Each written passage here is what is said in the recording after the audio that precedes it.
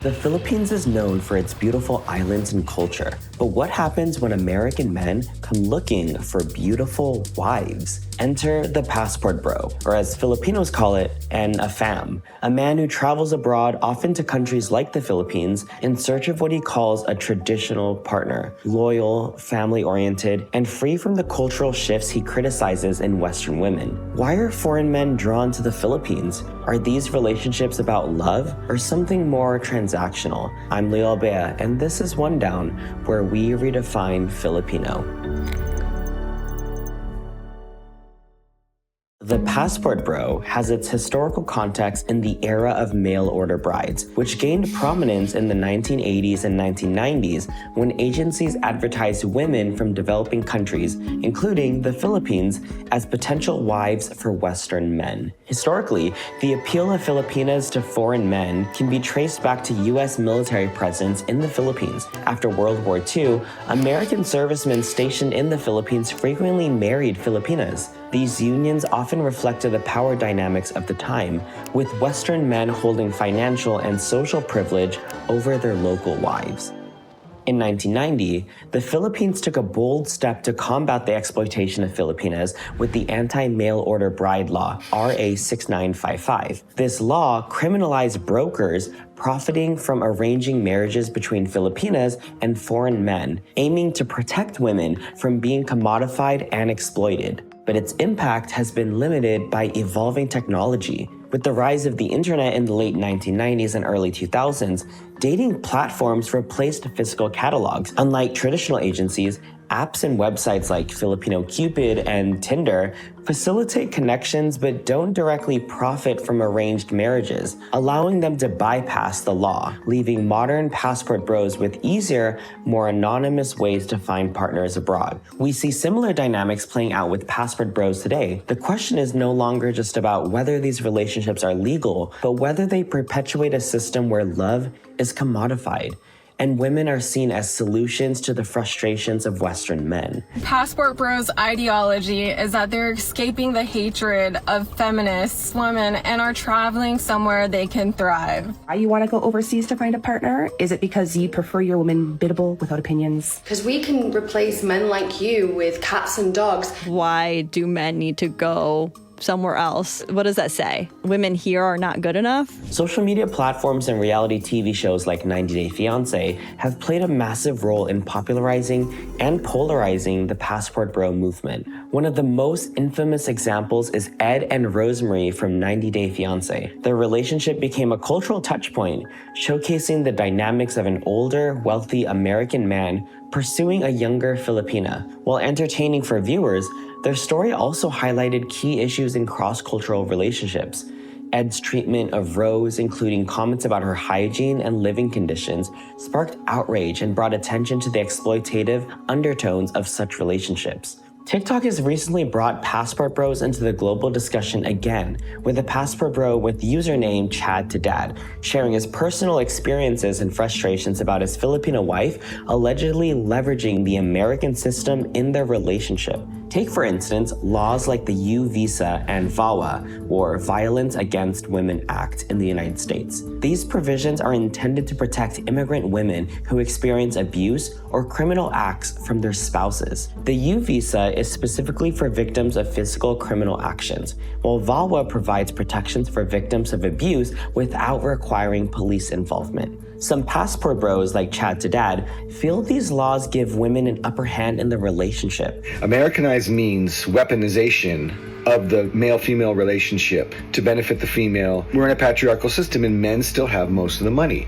And now that's exactly what's true in our relationship.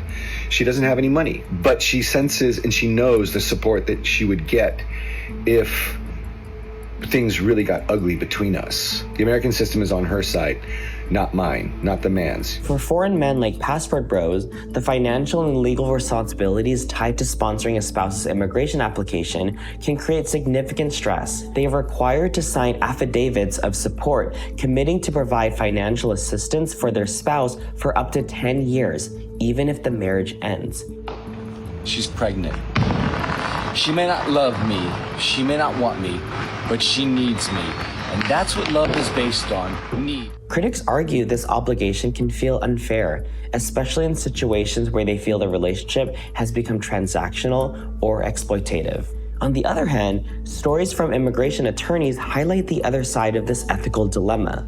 Women often face controlling and manipulative behavior from their foreign husbands who exploit their immigration status to maintain power in the relationship. It only took 2 years, literally to the day, December 27th, for my Filipino wife to become fully Americanized. I think the word Americanized has nothing to do with someone who is disrespectful. You are freely disrespecting me and abusing me to the point that you're gonna be disrespecting my people, especially my parents. I think that's enough.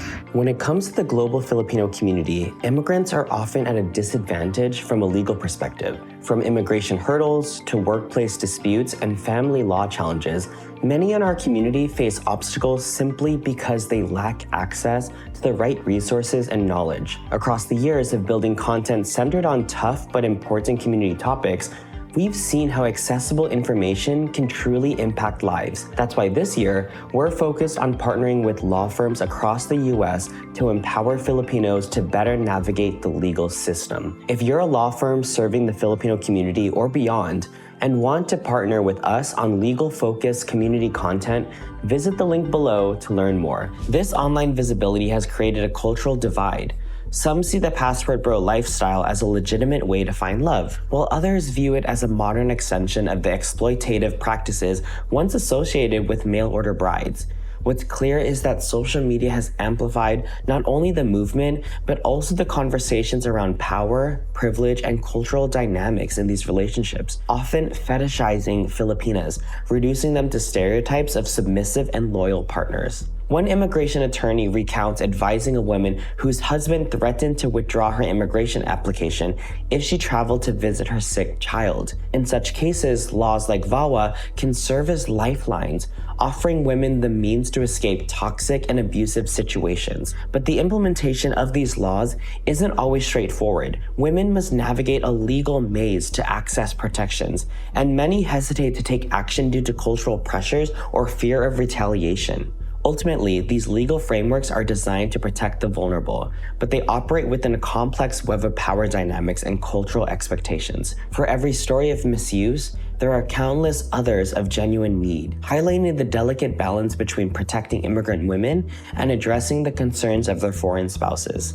The real question is, how do we ensure these laws uphold justice without perpetuating exploitation on either side? These relationships are complex. For many, marrying a foreign husband is seen as a pathway to improving one's standard of living. But there's an essential factor that often gets overlooked: how women are respected and treated within these relationships. Far too often, the dynamic hinges on financial power, creating imbalances that can overshadow both the emotional and cultural aspects of marriage. Relationships built solely on economic dependency miss the broader picture of what it means to build a genuine partnership. At the heart of it all is the importance of respecting Filipino women. They are not commodities, nor should they be seen as a means to an end. They are individuals with dreams, values, and agency.